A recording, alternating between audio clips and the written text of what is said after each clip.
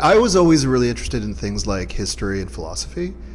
So to me, I wasn't like a science guy. I wasn't really like a computer nerd or anything else, which is a little weird because at the time, like, most Asian kids were like heavily into computer games and things like that.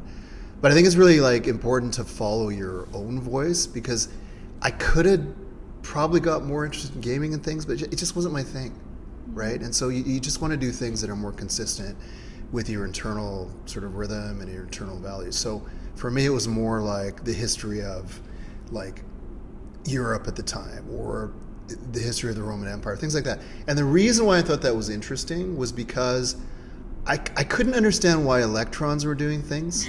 Like, it just didn't make sense. Like, the neutron. Yeah, what's with physics and chemistry? Like, and I just didn't really get it, you know. And then, but when you looked at the history of sort of humankind, people are doing stuff. They're like robbing other people. They're trying to get ahead. Like, that makes sense. Yeah. So to me, I always thought humanities made the most sense. Like all the bad things people have done over the years, but also a lot of the good things. And I think we kind of extract from that what we will. And I also think that history teaches us a lot about what we can do in the future and how we can leverage the future to be the best that can be. Unfortunately, we seem to be repeating a lot of the same errors. But every time, you know, you have a young group of people graduating from school, there's another chance for those things to be rectified. So one of the things I really like about working with young people is they don't have that cynicism that other older generations might already have acquired. And there's always a chance to start doing things right. Yeah. Like exploring new opportunities, you could say, as well, and learning. Like, I know, like, especially at this point, like in our lives, like we're in undergrad right now, and like we haven't even touched base with law school, but we're learning so much. Did you have influences growing up with anyone in your family, let's say, like who was a lawyer or who was kind of in the same field, like humanities, philosophy, like you could say? Yeah, no. And what's great about that question, it leads me into sort of why I do the things that I do now, is that I had no family. I was a first generation lawyer. My dad was a chemical engineer, of course. You know, my brother was doing engineering at the time. I had nobody in my circle that could kind of help me with either connections or with expertise or with old stories or whatever. And so it was very interesting in the sense that even when I went to law school, to your left would be a guy whose grandpa was a judge, had all the connections in the world. And to the right of you would just be some dude who just moved in from a small town. And so you really got a different flavor for things. And I thought it was really interesting that the people that had connections in law school, in the legal community, had jobs lined up on day one of law school. Myself, like, it took me a long time to get hired. And so I got hired quite late in the process. So it was actually like almost at the end before graduation. And I got a job, I think it was like March the 25th of the last year of law school. So these things, I mean, I still got through the door, but sometimes I feel like it would have been easier if I'd had a connection. Yeah. Having said that, if I had had all those connections, I wouldn't be as invested in mentoring young people now that don't have those connections. For sure. Because for me, that's the big value push. It's like, how can we help people that don't already have a massive network in the legal community? And that's been a real fun place for me to be. So James, how did you build your network? Yeah, so that's a multi-part question. I think a lot of times you have to think of it from the perspective of what do you need at a particular phase of your career? And as students, you guys are hanging out together and meeting a lot of people, and there's a lot of inputs, right? Once you're in the professional world, you tend to get a little isolated from everything but your workplace. And so I think it's really important to keep connections to clubs and organizations that you already have a passion in. So if you really like dogs, then maybe you volunteer for humane shelters. If you really like music, you keep playing in bands. Because a lot of people will say, well, isn't that a distraction from your legal practice? Yes, but it's a necessary one. You can be that person that works 24/7, and you know what we call those people? Boring. Yeah. It's not a life, and it's not a life anybody would want. Yeah. Obviously, there are some firms where that's going to be more the norm, where you're going to be really pushing, blood to soil to try to get through and to be kept on. I'm a little reluctant to recommend those places to most young students because it doesn't give you that flexibility to have a reasonably fun and balanced lifestyle. Having said all of that, you have to still pay your dues in the first 5 years for sure to get through. But your question about networking is a really good one. I think what you do is you kind of assess where you are, the types of gaps you might have in the people that you know, especially where it aligns with your long-term objectives. So for instance, if I wanted to work with not-for-profit societies as a lawyer, I would probably volunteer to be on a board or a volunteer in some other capacity. As you get more and more into the professional ranks, if you really want to do a lot of security financing, you hang out with banking people. I mean, and I would say that it's nice to be a little more directed and objective about it, but also to have a bit of randomness. Because I find sometimes if you're too focused on one thing, you miss all the other stuff. Oh yeah. So even if I was a lawyer, would I still hang out with people who, I don't know, had very different interests? Absolutely, because they're the ones that are going to flesh out the parts that you lack, right? And we are very much sort of, I would say that the business of law and the practice of law is very much a relationship-driven thing. It's not, frankly, about science. It's not really about math. It's not really about technology at its essence, although lawyers use technology all the time.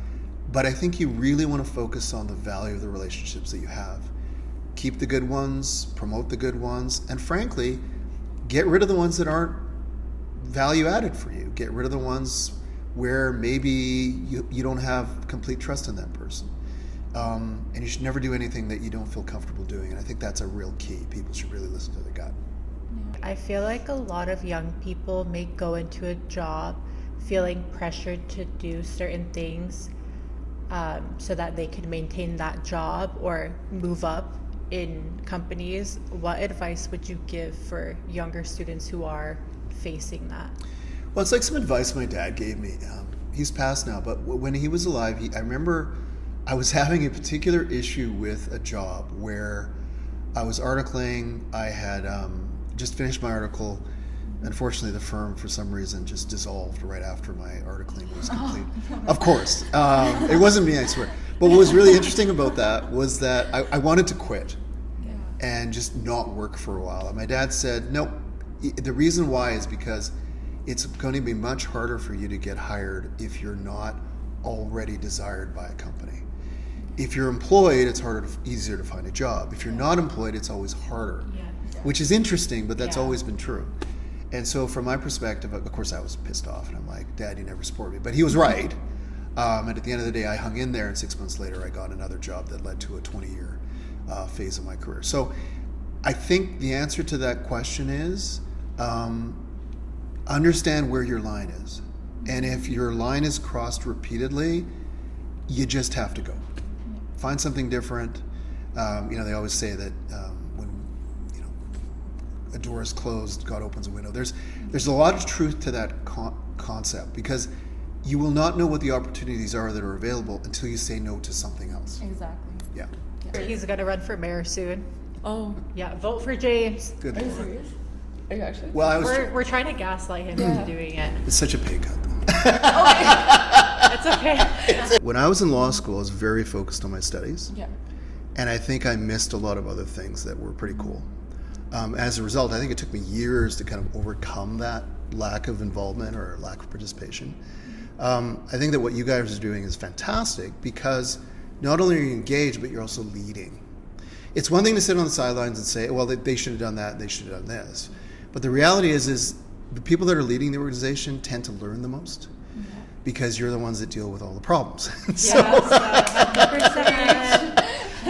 And since law is about, good legal work is about solving problems, it's really a great training ground and a mentality.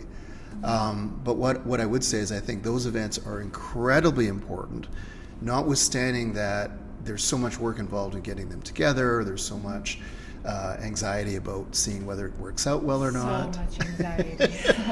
And the McEwen event that you did this year was phenomenal. And you judge it not by the effort it takes to get there, but by the outcomes for your membership. Yes. And because your students have enjoyed it and have turned it into a lot of other things and built relationships, that was the whole point. Yeah. Right? It's like saying, what a pain in the butt to be pregnant for 9 months. Yeah, but then there's this beautiful baby. Yeah. So you have to think about it that was my way. baby. It was your baby. So you work in real estate, and what else do you do on the side? What other type of laws do you practice? So it's interesting because, and I'm sure you've seen some work from me, and we've worked together on Yes. files. What's great about real estate, I was thinking that this morning because everything's so hectic, but what I love about it is it's like everything's a deadline. And so there's constant deadlines, and it really keeps you on your feet. It never gives you an opportunity to just sort of lay back and say, I'm done, which is great. And I think as human beings and as like intellectually, I think we require that to be motivated. I think the worst thing that can happen to somebody who is smart is that they get bored. And so let's keep going, let's have fun, let's keep doing things. The other thing too is you get to solve problems on a daily basis, and you get to move forward and help people with things that are actually great for their lives. I mean, what could be more fun than a new family moving into a new house? Yeah. So that's very cool. So that's the part that kind of keeps us super stimulated and sort of like always buzzing all the time. The other areas of my practice, and that's a fair question. When you meet a practitioner, say, what do you do? Yeah. It's a very fair question, and most people can answer that question. And then I will say on top of that, we're starting to do a fair amount of estate work. And estates can be anywhere from planning a will to dealing with a probate when a beloved parent passes away. Yeah. Why that's important is because we live in a country that is based on laws and the rule of law. And so banks will only release funds if it's verified that the right people are taking over and handling the estate and being paid out of that estate. So you have executors and you have beneficiaries, blah, blah, blah. The thing that's key about that is that it's orderly and it's done to minimize risks to the people holding the funds. So I find that area really cool. One of the reasons I'm kind of attached to it is I've been an executor many times, also in family situations. So I emotionally understand what clients are going through. I understand the dynamic between them and the loved one that's deceased. I understand the risk factors, and I understand the counseling aspect, because it's not enough to be the lawyer. You also have to be kind of a short-term friend, at least, to get them through these pieces. I mean, if you go to a restaurant and the food is fantastic, but the service is really mean, your impression is not of the good food, it's of the bad service. It's the same in law. If you come in, most lawyers can do the job reasonably effectively at different levels of efficiency. But if you go in and the lawyer's a real difficult person, or they're a little bit hostile, or they're unfriendly, where's the value in that? I mean, I don't see the value in that. And we live very much in a service-directed world where everybody has a zillion choices about who they use and where they go. So, like, to me, I apply the same parameters for how I treat my clients, the same way I would expect to be treated in a good restaurant, or in a healthcare facility, or at the hospital, wherever it is that I would expect it, I expect to deliver that too. Because remember, they're very much in your home. Yeah. You know, your office is an extension of your home, and so they're the guest. That sounds terrifying. Yeah. The client is the guest. And it's interesting, in Korean, the word for client is guest. Yeah. Oh, really? There's no word for client. It's like sunnim, which literally means a guest in my house. Oh, okay. And so I have to look after that person as if they were in my house. And it's fascinating. You know, the worst sin committed on anybody is being a bad host. And this is throughout all of literature, you know, in every tradition possible, right? So first, be a good host, then be a good lawyer, and then finish what you start. And I think for the most part, that's exactly what we try to do. But again, the empathy is important. I never walk into a meeting thinking that I'm in charge. The client's the boss, I'm there to facilitate, but they're relying on me to deliver something. And so if I can do that and they can feel good about it, and as we leave, they're smiling and they're relaxed and things feel better for them, then I feel like I've done my job. But as a wills and estates lawyer, how many times have you looked at or have you ever looked at a case and thought maybe a criminal lawyer should be involved in this? Yeah. It's interesting because the distinction between the civil side and the criminal side is sometimes wafer thin. The problem that we're having in society as a whole is there's sort of a general lack of respect between people. And I find that, and that's why it's so important to, like, I mean, and Noor and Mariam, both of you are just so courteous and lovely in your interactions with people. And I think that's very important. I think it's kind of a skill that a lot of people may have not paid much attention to.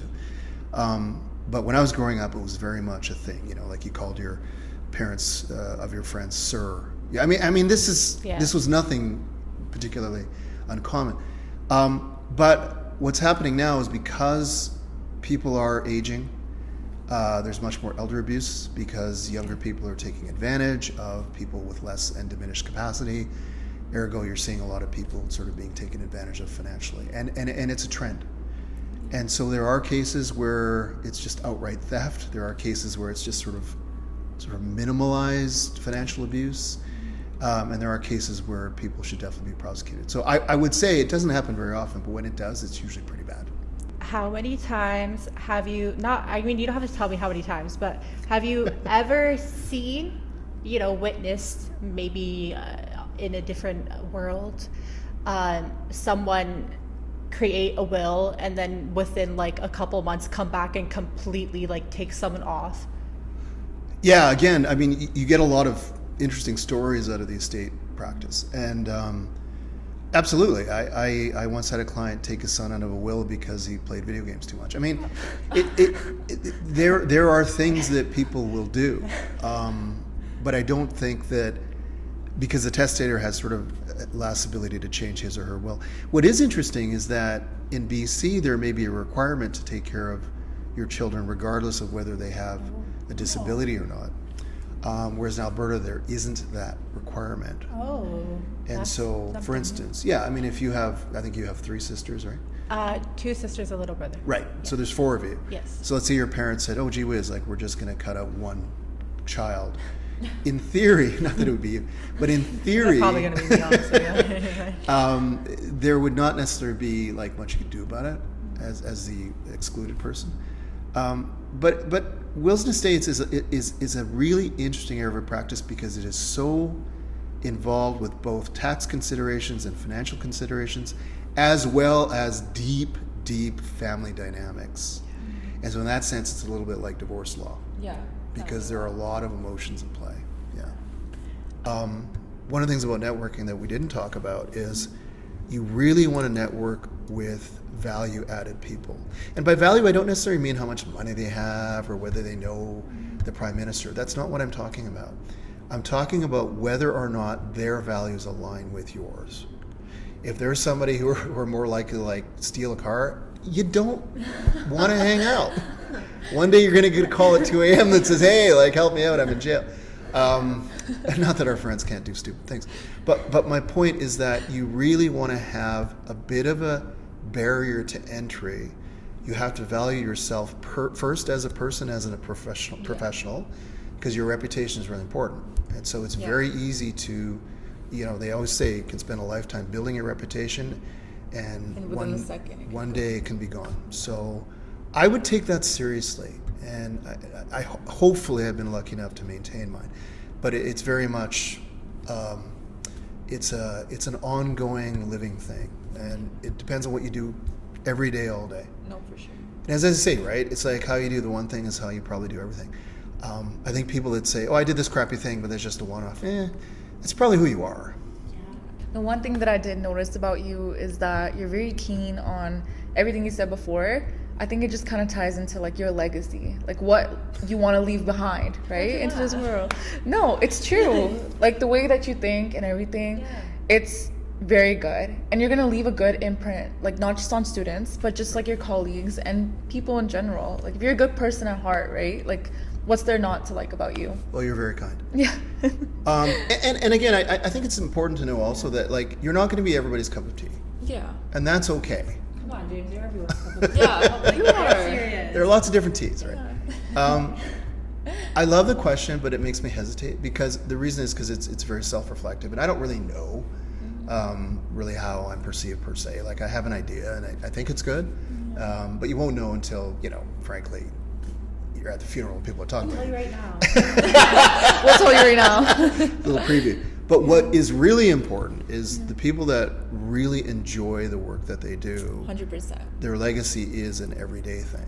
Yeah. Having said all of that, I think what's really important is that the legacy piece is more about, as my father said this too, and he still has an impact. I mean, he's been gone for about 12 years, but I still hear his voice sometimes. And one of the things he did say to me, he said, "Okay, you may not be building buildings," because in the old days, the boomers are all about building buildings with their names on it, foundations with their names on it. Is my name on anything? Probably not, you know. But my name's in a bunch of documents that are in land titles. I think my name is in there like a million times. That's not a building and it's not a foundation. But if we've helped enough people get to where they need to be, and if we've helped a few students or more get insight and inspire them to do something better than what they thought they were capable of, to me that's a real success. Because you never know who's going to be inspired by some little thing you say, right? So you just cross your fingers and you hope that you've made a decent impact, and you hope that the people that are coming up after you are better, because frankly they always are.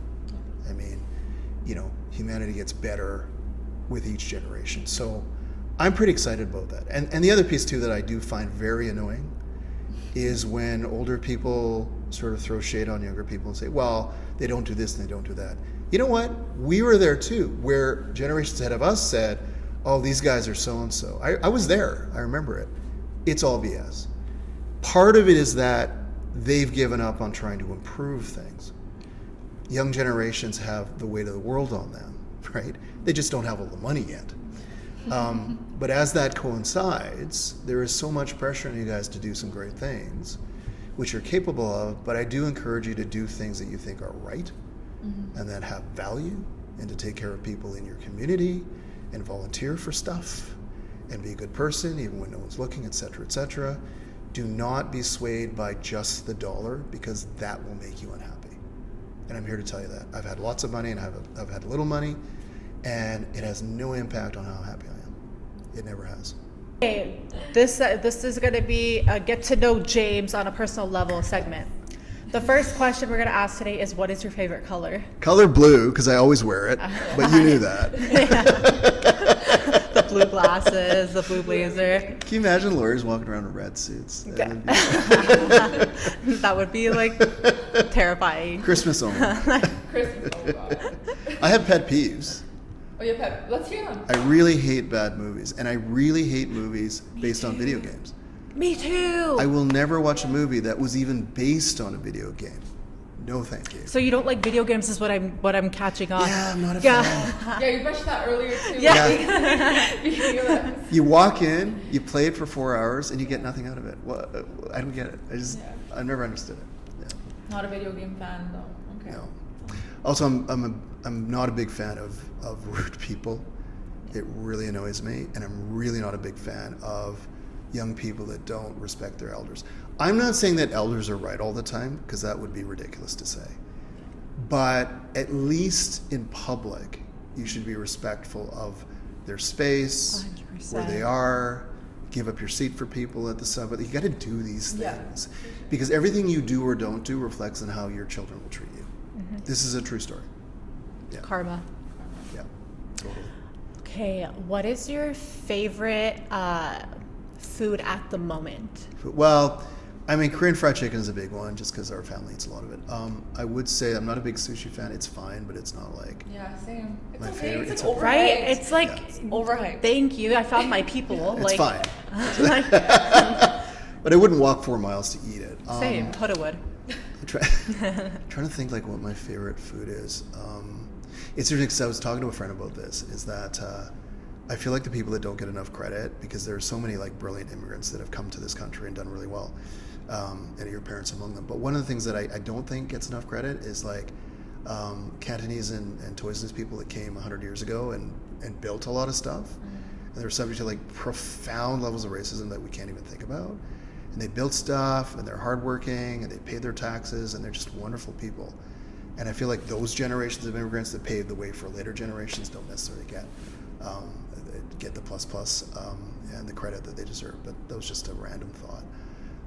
But what I would say about your guys' leadership skills and what you bring to the table, I love the commitment, but I also love the kindness. Like, you have to be a kind leader. I'll give you an example. One time when I was in law school, and this was like in the early 90s, so it was quite a while ago, and I won't name any names, but the premier of a certain province was at the law school. Ooh. But he was just so rude. And I was just so turned off by the guy. And I was just like, you know what? And how hard would it be just to say, oh, hi guys, how are you? Shake your hand and walk away. the impressions you give people aren't just for the moment. They live with the people, sometimes for a lifetime. Yep. You know, it's funny, in Japanese they say something like, you know, the rare compliment can sustain a person for 1,000 days.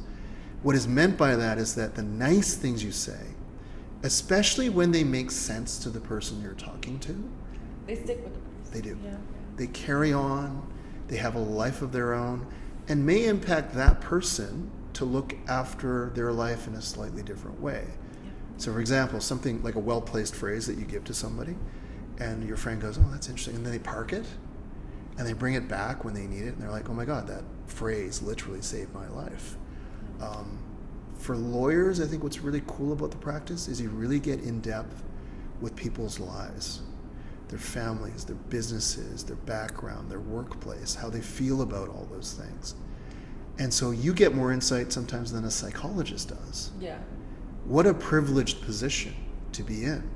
So if you can deliver some value there and help them out of a jam, the best thing I ever get is a frantic phone call.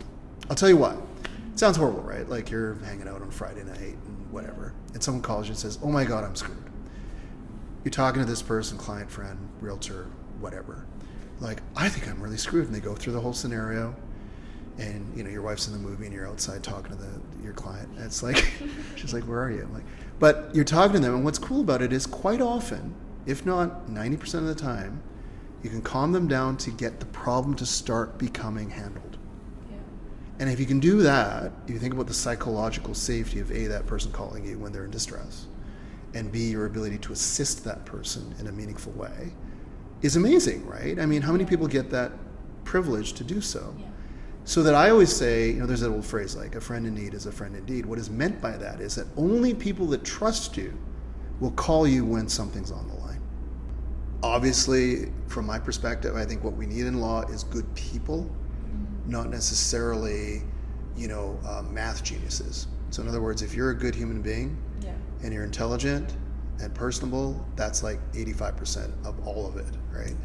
But going back to that point, I would say that what I always struggle to be, and I'm reminded of every day, is I want to be somebody that my parents would be proud of. Because they're both gone, it has a special resonance. But I never want it to be where my mom would look at me and say, man, you were such an asshole to that person. So pride of origin, pride of parenting, this is huge.